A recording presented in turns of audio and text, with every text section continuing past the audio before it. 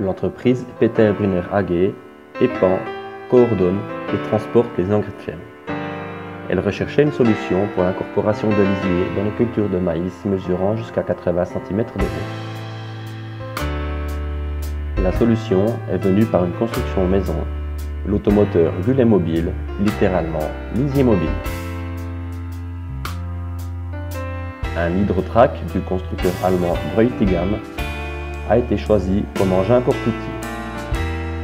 Cette machine d'occasion est équipée d'un moteur Deutz à 6 cylindres et d'une cylindrée de 7 litres développant 178 chevaux.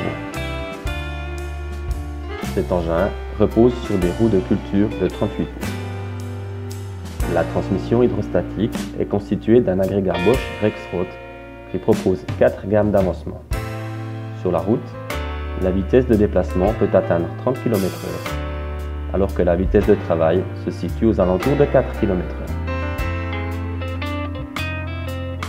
La cuve de 6 m3 installée sur le porte-outils a été fournie par Jansky & Partner. Un brin de pompage est placé à l'avant de l'engin. Il permet de remplir la cuve depuis un camion-citerne stationné en bordure de parcelle en quelques 3 minutes. Le lisier est dirigé vers les 6 rangées de la sarcleuse Shopstar Linebuck par une tête de distribution Dosimat de marque Vogelsang. La sarcleuse possède des dents de 4 cm de large, capables de travailler des deux côtés des rangs de maïs. Quand la machine est relevée, la sarcleuse se recentre automatiquement derrière le porte-outils. Des tubes en acier inoxydable sont installés derrière les dents pour permettre la descente du lisier dans le sol. La quantité de lisier épandu par hectare varie entre 10 et 30 m3. Ce réglage précis est réalisé depuis un ordinateur situé dans la cabine de l'engin.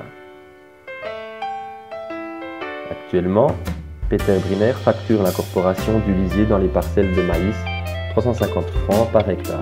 Si un agriculteur souhaite utiliser son propre lisier, des coûts supplémentaires pour le transport du lisier par camion s'ajoutent à la facture. Peter Brunner est convaincu d'être sur la bonne voie avec son système qui permet d'épandre du lisier en utilisant une technique qui préserve les ressources dans une culture de maïs développée il y a une période où la culture en a besoin. De plus, les travaux d'épandage se trouvent à ce moment-là dans un creux saisonnier.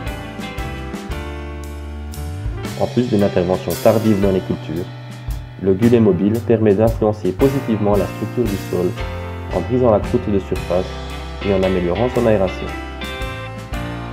Il faut encore ajouter que l'épandage du lisier se combine avec un désherbage mécanique et réduit la concurrence que les adventistes font peser sur le maïs.